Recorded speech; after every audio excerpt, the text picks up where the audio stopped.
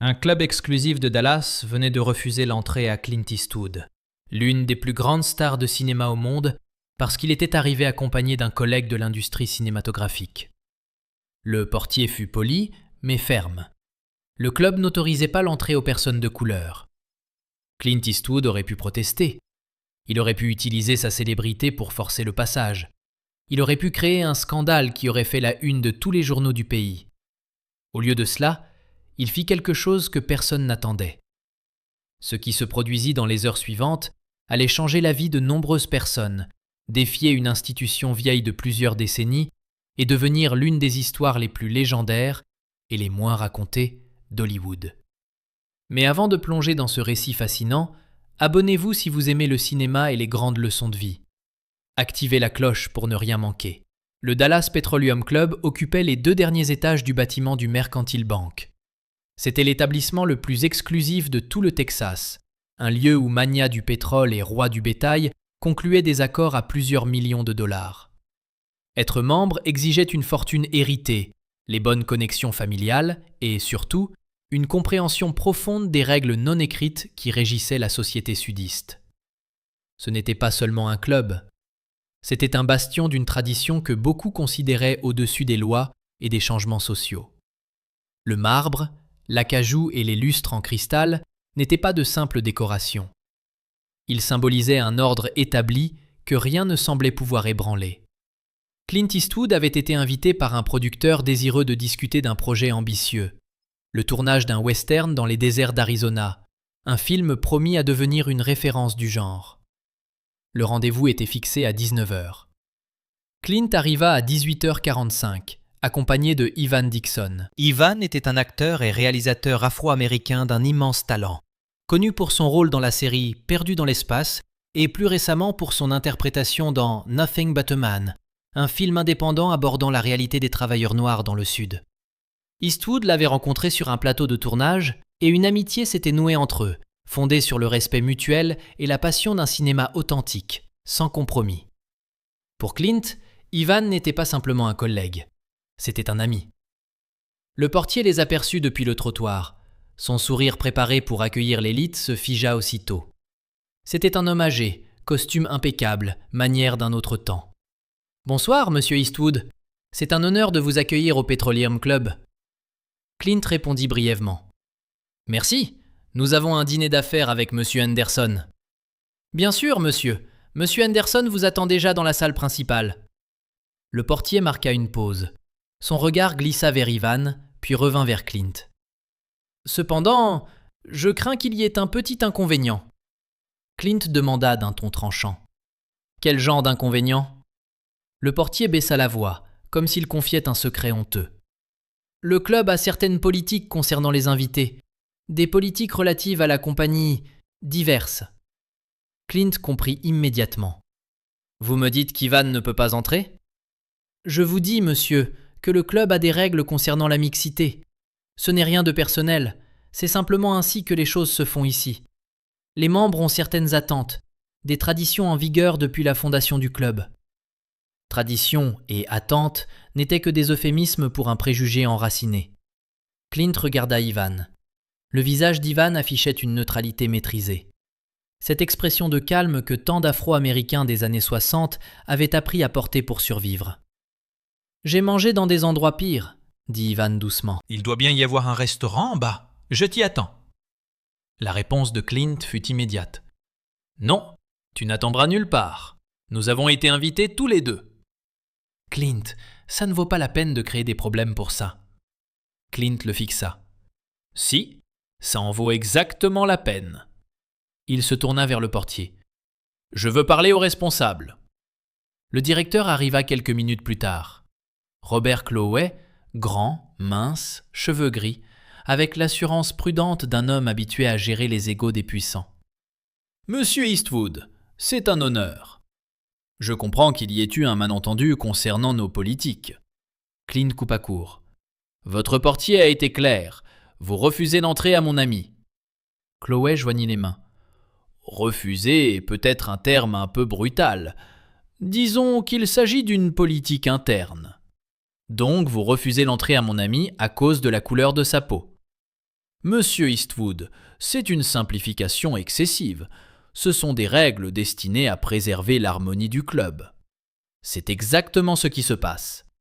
La voix de Clint resta calme, mais dangereusement posée. Je vais vous donner un choix. Vous nous laissez entrer tous les deux, nous dînons avec Monsieur Henderson et tout le monde repart satisfait.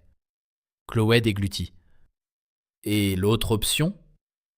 L'autre option, c'est que je parte immédiatement et que je passe quelques appels aux journaux du Texas, à mes contacts à Hollywood, à la presse nationale. J'imagine déjà le titre. Clint Eastwood refoulé d'un club de Dallas pour être venu avec un ami noir. Ça attirerait l'attention, vous ne croyez pas ? Le visage de Chloé pâlit. Vous ne feriez pas ça. Si, en un instant. La réputation de votre club partirait en fumée.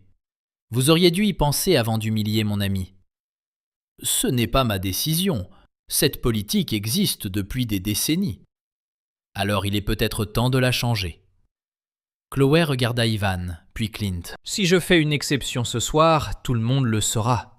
Il y aura des conséquences. Clint resta silencieux un moment. Je suis célèbre depuis longtemps, Robert. La célébrité est un outil. On peut l'utiliser pour quelque chose de bien ou la gaspiller. Ce soir, je vais l'utiliser pour vous donner l'occasion de faire ce qui est juste. La décision vous appartient. Chloé s'éloigna pour réfléchir.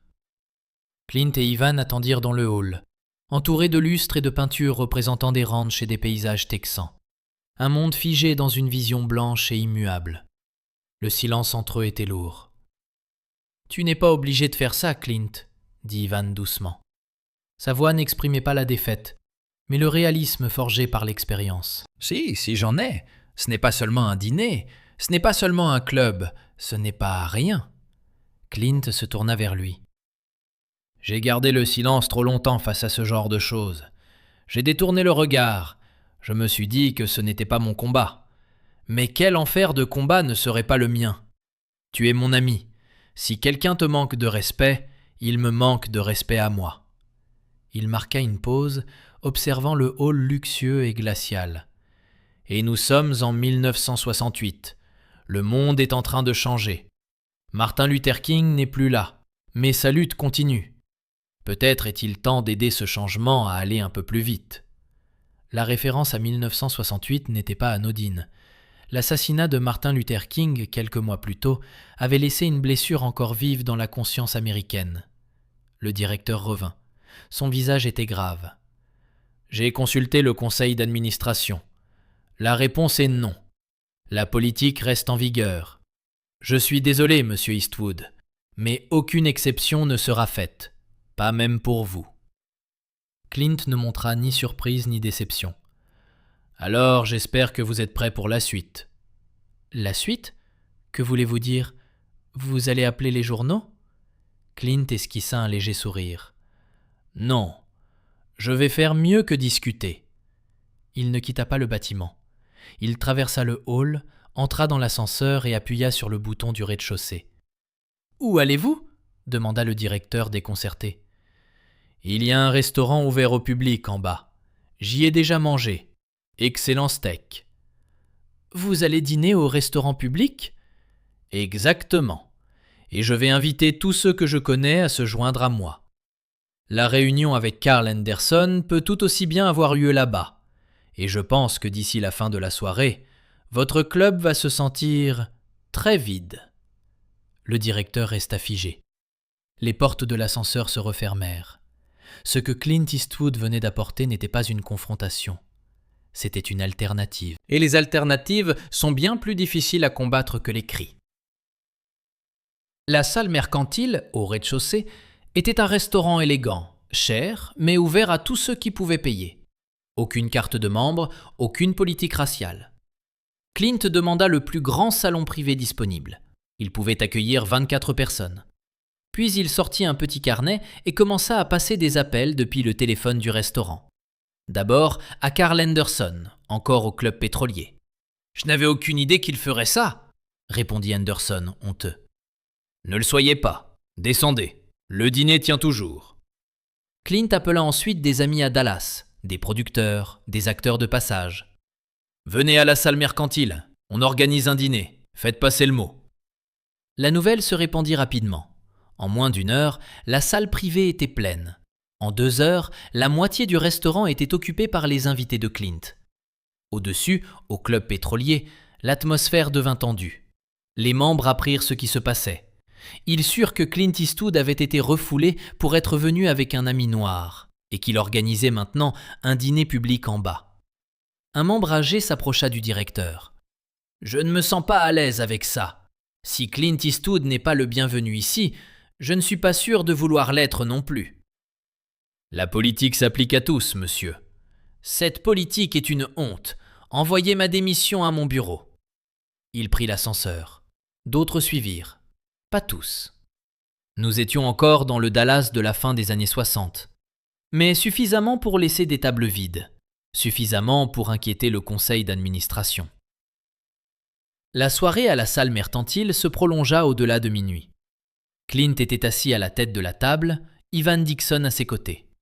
On parla de cinéma, des westerns de John Ford, de la nouvelle vague hollywoodienne, de la difficulté du cinéma indépendant, de la nécessité de raconter des histoires authentiques. Un journaliste du Dallas Morning News arriva, alerté par les rumeurs.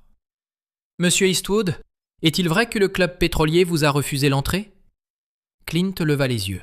« C'est vrai, à cause de monsieur Dixon, à cause d'une politique qui appartient au siècle dernier.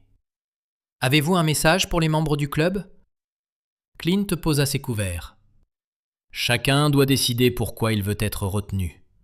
Ce soir, j'ai choisi d'être avec mon ami. Certains membres ont fait le même choix. D'autres non. C'est leur décision. Ils devront vivre avec. Est-ce une forme de protestation ? Clint secoua la tête. Une protestation est bruyante. Elle cherche l'affrontement. Ceci n'est pas une protestation. C'est un dîner. Mon ami et moi avions faim. Nous avons trouvé un endroit où manger. Le steak est aussi bon ici, et la compagnie meilleure. Il balaya la salle du regard. La colère ne mène à rien. En revanche, ceci sert à quelque chose. Cela montre qu'il existe une meilleure voie, que l'on peut répondre aux préjugés par quelque chose de plus fort que la confrontation. Et qu'est-ce qui est plus fort que la confrontation ? Clint répondit simplement. Les alternatives, les choix. Montrer aux gens que le monde qu'ils essaient de préserver est déjà en train de disparaître autour d'eux. Il n'est pas toujours nécessaire d'abattre un mur. Parfois, il suffit de montrer qu'il existe une porte ouverte juste à côté. L'histoire fit la une des journaux le lendemain. Clint Eastwood tourne le dos au club pétrolier de Dallas. Une star de cinéma donne une leçon de dignité au Texas. Le club pétrolier perd des membres après l'incident avec Eastwood. Des lettres affluèrent au club depuis tout le pays. Certaines soutenaient la décision du club. D'autres étaient ouvertement hostiles. Mais toutes posaient la même question inconfortable. Était-ce vraiment le type d'établissement par lequel Dallas voulait être connu ? Des entreprises membres depuis des années commencèrent à reconsidérer leur position. Les compagnies pétrolières qui donnaient leur nom au club évaluèrent le coût, en termes d'image, d'une association avec une politique aussi ouvertement discriminatoire. En moins d'un mois, le conseil d'administration se réunit en session d'urgence. L'atmosphère était tendue, et le fantôme de Clint Eastwood semblait présider la table. La politique fut modifiée, non pas sous la pression du gouvernement, non pas par obligation légale, mais parce qu'Eastwood leur avait montré, sans un cri, sans une menace, à quoi leurs règles ressemblaient vues de l'extérieur. Et ce qu'ils virent ne leur plut pas. Ils ne voulaient pas être ceux qui s'accrochent à un passé injuste pendant que le monde avance sans eux. 3 semaines plus tard, Clint reçut un appel dans son bureau à Hollywood. C'était Robert Clowey. Sa voix semblait fatiguée, mais aussi étrangement soulagée. « Monsieur Eastwood, je voulais vous informer que le club a changé sa politique. Tous les invités sont désormais les bienvenus, sans distinction de race. » Clint écouta en silence. « J'en suis heureux, Robert. Je voulais aussi vous présenter mes excuses personnelles pour ce qui s'est passé ce soir-là. » Je n'ai pas été à la hauteur. Je vous remercie. Clowey marqua une pause. « Vous auriez pu nous détruire. Vous auriez pu lancer une campagne médiatique qui aurait ruiné le club. À la place, vous êtes simplement descendu dîner. C'est exact. Pourquoi ne pas avoir combattu davantage? Vous aviez tout pour gagner. Clint s'appuya dans son fauteuil, regardant par la fenêtre l'agitation de Los Angeles. Parce que gagner une dispute n'était pas le but, Robert. Le but était de montrer qu'il existe une autre manière de faire les choses. Si j'étais resté dans votre hall à crier à l'injustice, certains m'auraient soutenu, d'autres m'auraient détesté, mais personne n'aurait changé d'avis. Ils se seraient retranchés dans leur position. En partant, en créant une alternative, je leur ai laissé l'espace pour réfléchir, pour choisir quel genre de personne ils voulaient être. Le changement ne vient pas en forçant les gens. Il vient en leur montrant des options qu'ils n'avaient pas envisagées. Un long silence suivit. « Vous êtes un homme plus sage que je ne l'imaginais, monsieur Eastwood. » Clint sourit légèrement. « J'ai commis assez d'erreurs pour apprendre quelque chose. C'est toute la sagesse que j'ai. » Des années plus tard, Ivan Dixon fut interviewé pour un documentaire sur les relations raciales à Hollywood. On lui demanda ce qu'il avait ressenti ce soir-là à Dallas. « Honnêtement, c'était normal. C'était ma vie en Amérique en 1968. Il n'y avait pas une ville où cela ne pouvait pas arriver. Ce qui était différent, c'est ce qui a suivi. » Il marqua une pause. Clint a fait ce qu'il fait toujours, défendre ce qui compte pour lui. Mais ce qui rend cette nuit spéciale, ce n'est pas la confrontation à la porte, c'est l'alternative. Il aurait pu faire un scandale. Il aurait pu crier, menacer, faire culpabiliser tout le monde. Au lieu de cela, il a créé quelque chose de meilleur. Nous avons dîné. Nous avons parlé de cinéma et de vie. Il leur a montré que leur petit club n'était pas aussi important qu'ils le pensaient, que le monde était plus vaste que leurs règles absurdes. Cela a-t-il changé votre regard sur lui? Ivan sourit. Cela a changé ma vision de ce qui est possible. Toute ma vie, j'ai affronté des murs. J'ai poussé, grimpé, tenté de les abattre. Clint m'a montré qu'on peut parfois les contourner, trouver une autre porte, construire sa propre maison. Ce fut une leçon de dignité silencieuse que je n'ai jamais oubliée. Le Club pétrolier de Dallas existe encore aujourd'hui. C'est une institution différente, intégrée, moderne, débarrassée des règles qui la définissaient autrefois. Peu de membres actuels connaissent l'histoire de cette nuit de 1968 où l'on demanda à Clint Eastwood de partir. Mais l'histoire survit autrement. Dans les écoles de cinéma, on la raconte comme un exemple d'utilisation responsable de la célébrité. Dans les cours d'histoire, comme une preuve que le changement peut venir des endroits les plus inattendus. Parmi les artistes, comme un modèle de dignité face à l'injustice. Clint parlait rarement de cet épisode. « Ce n'était qu'un dîner, disait-il. Nous avions faim. Nous avons trouvé un endroit pour manger. » Mais ceux qui étaient présents savent que c'était bien plus que cela. Ce n'était pas une protestation, pas un boycott, pas une exigence. C'était un homme refusant d'accepter une insulte faite à son ami et répondant en créant quelque chose de meilleur. Il ne discuta pas, il ne cria pas, il ne menaça pas. Il descendit simplement les escaliers. Et en faisant cela, il montra que le pouvoir ne vient pas du fait de forcer les autres à vous accepter. Il vient du fait de construire quelque chose de meilleur, au point que leur acceptation devient secondaire. Voilà la leçon de cette nuit à Dallas.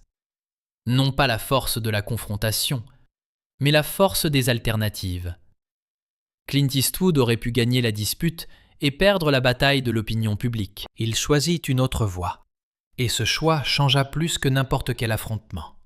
Si cette histoire vous a touché et que vous souhaitez découvrir d'autres récits sur les leçons de vie des grandes figures d'Hollywood, abonnez-vous à la chaîne et partagez cette vidéo. Votre soutien nous permet de continuer à raconter des histoires comme celle-ci.